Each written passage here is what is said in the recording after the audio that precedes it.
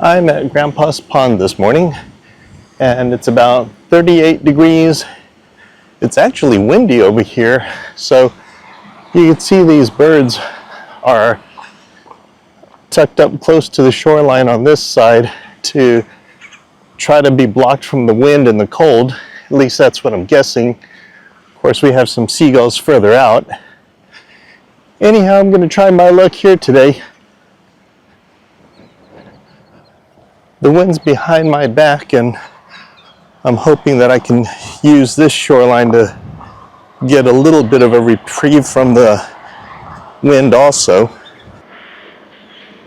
The water's stained and actually quite muddy, probably from the outflow over there. I'm going to go ahead and try the rooster tail just because it tends to work well with stained water.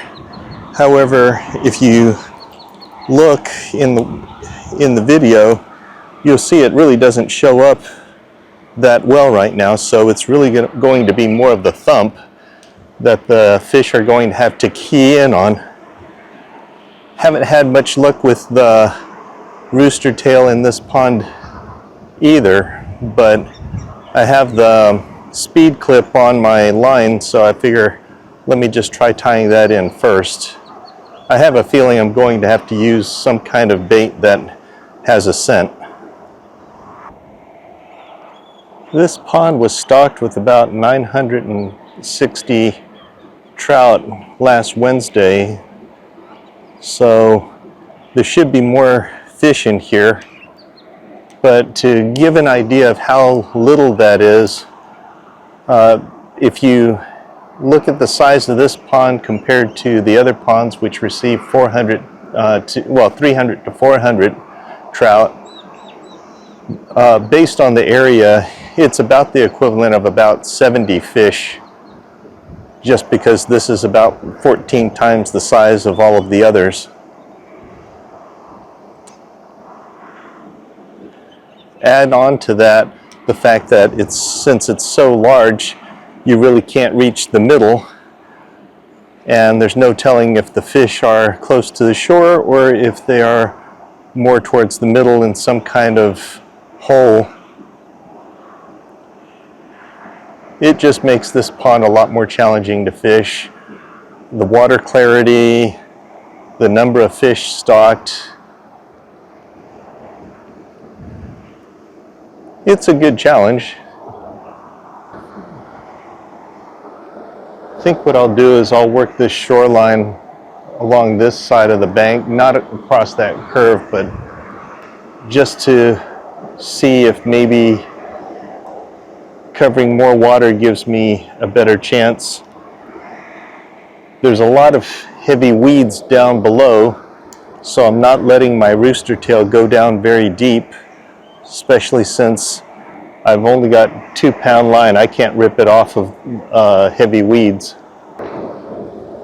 Switching to a panther martin should give a lot more of a thump, and I could even feel it on my rod tip. Hoping that maybe that allows the fish to key in on my bait. Again, you can see that it barely even shows up on the video. Probably doesn't show up on the video. I can barely see it. So it's only relying on the vibration.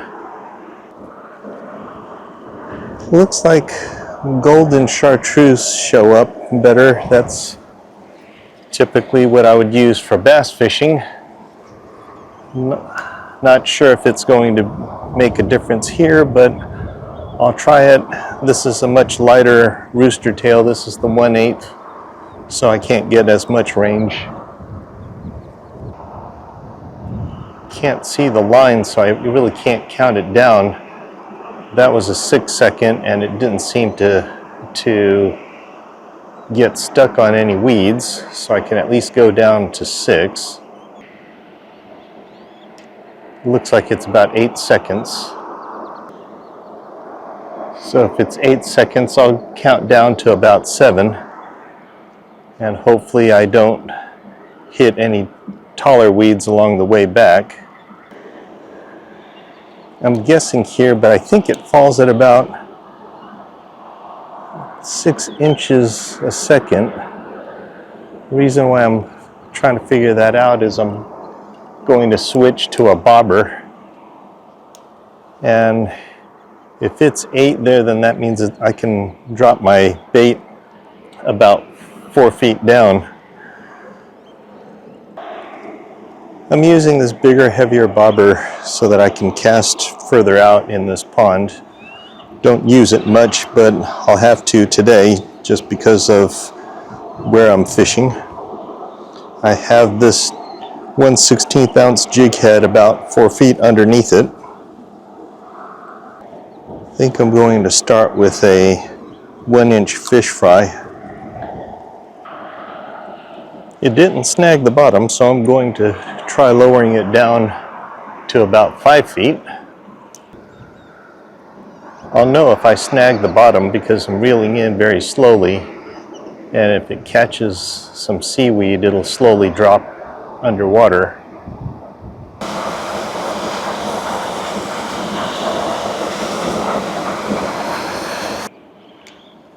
Doesn't feel like there's any grass underneath there, or at least nothing that'll give me a snag, so I'm going to switch baits.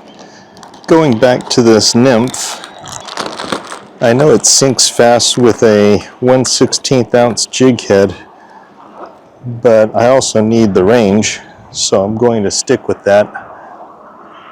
I don't have my usual jig heads. I need to restock, so I have this that has the little keeper on there. I really don't like that. It tends to bust up my baits instead. Well, I'm trying 3 of the gulp salmon eggs under a bobber, and if this doesn't work, then I'm going to probably head out. Well, I'm gonna work my way around to the parking lot. My recommendation as far as Grandpa's Pond is not to really fish here unless you're just going to sit and bait soak for a long time, just because the fish can't find your bait.